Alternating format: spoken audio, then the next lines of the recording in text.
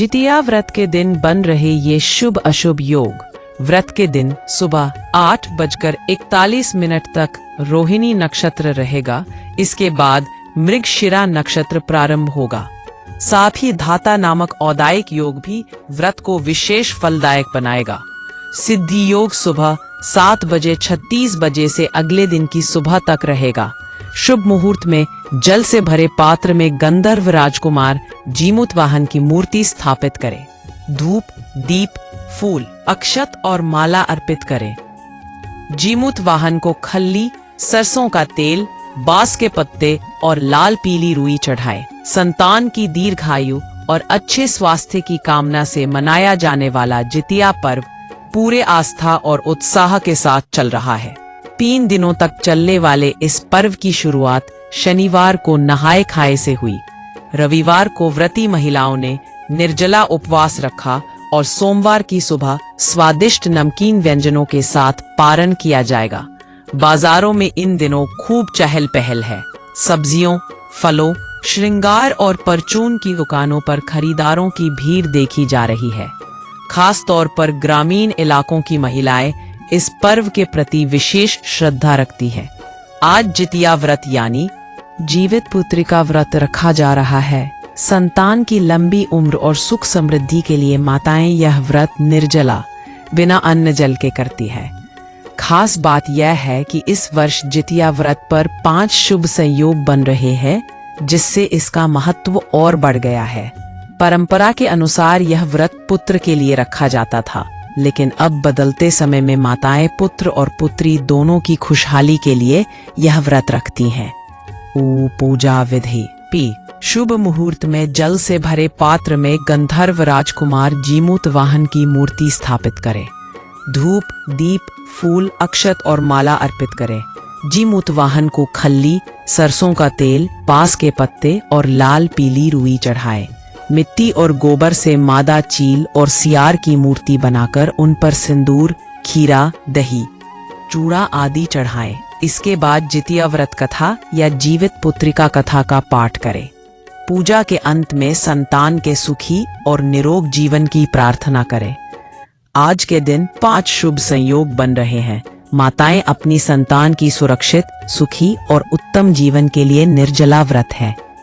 सूर्योदय के साथ ही जितिया व्रत शुरू होता है और अगले दिन के सूर्योदय के बाद पारण तक चलता है।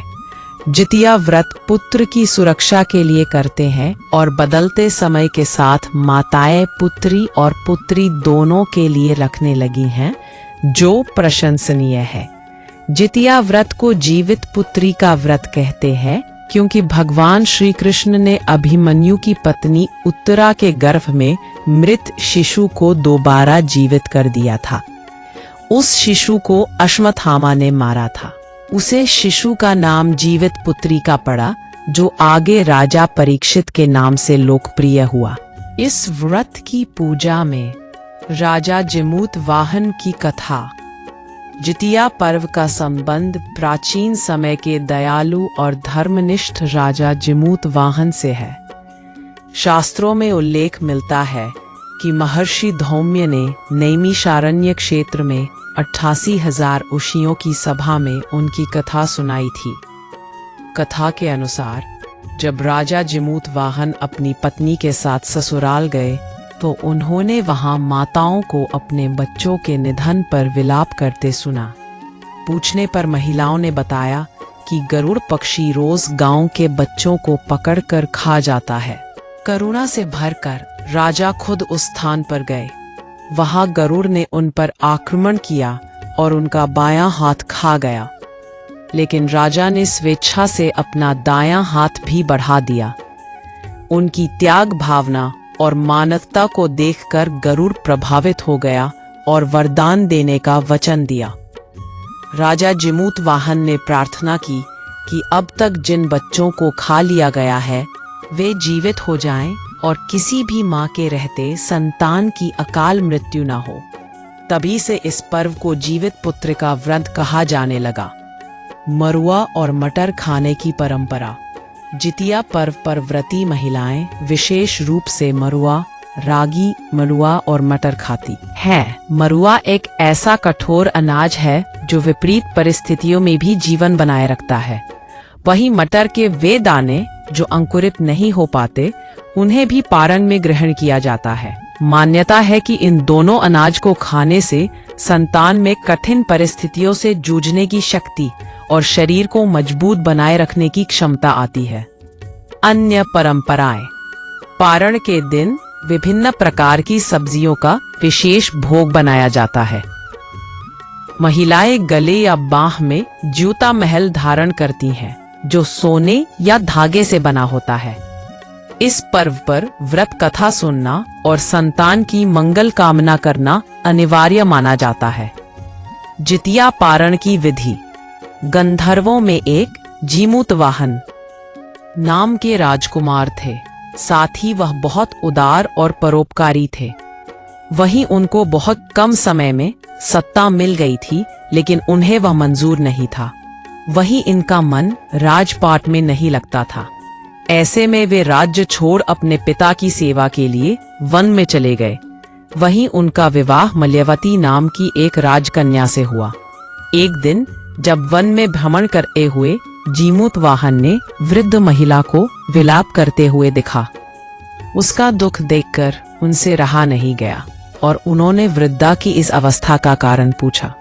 इस पर वृद्धा ने बताया, मैं नागवंश की स्त्री हूँ और मेरा एक ही पुत्र है। पक्षीराज गरुड़ के सामने प्रतिदिन खाने के लिए एक नाग सौंपने की प्रतिज्ञा की हुई है, जिसके अनुसार आज मेरे ही पुत्र शंखचूड़ को भेजने का दिन है। आप बताएं, मेरा इकलौता पुत्र बलि पर चढ़ गया तो मैं किसके सहारे अपना जीवन व्यतीत करूंगी। यह सुनकर जीमूतवाहन का दिल पसीज उठा। उन्होंने कहा कि वे उनके पुत्र के प्राणों की रक्षा करेंगे। जीमूतवाहन ने कहा कि वे स्वयं अपने आप को उसके लाल कपड़े में ढककर वध्यशिला पर लेट जाएंगे। जीमूतवाहन ने आखिरकार ऐसा ही किया। ठीक समय पर पक्षीराज गरुड़ भी पहुंच गए और वे लाल कपड़े में ढके जीमूतवाहन को अपने पंजे में दबोचकर पहाड़ के शिखर पर जाकर बैठ गए। गरुड़ जी यह देखकर आश्चर्य में पड़ गए कि उन्होंने जिन्हें अपने चंगुल में गिरफ्तार किया है, उसके आंख में आंसू और मुंह से आह तक नहीं निकल रहा है। ऐसा पहली बार हुआ था। आखिरकार गरुड़ जी ने जीमूतवाहन से उनका परिचय पूछा। पूछने पर जीमूतवाहन ने उस वृद्धा स्त्री से हुई अपनी सारी बातों को बताया। पक्षीराज गरुड़ हैरान हो गए। उन्हें इस बात का विश्वास ही नहीं हो रहा था कि कोई किसी की मदद के लिए ऐसी कुर्बानी भी दे सकता है। गरुड़ जी इस बहादुरी को देख काफी प्रसन्न हुए और जीमूतवाहन को जीवन दान दे दिया। साथ ही उन्होंने भविष्य में नागों की बलि न लेने की भी बात कही। इस प्रकार एक माँ के पुत्र की रक्षा हुई। मान्यता है कि तब से ही पुत्र की सुरक्षा हेतु जीमूतवाहन की पूजा की जाती है। 15 सितंबर की सुबह सूर्योदय के बाद व्रत का पारण किया जाएगा। परंपरा के अनुसार व्रती को पारण में रागी की रोटी, तोरई और नोनी साग की सब्जी का सेवन करना चाहिए।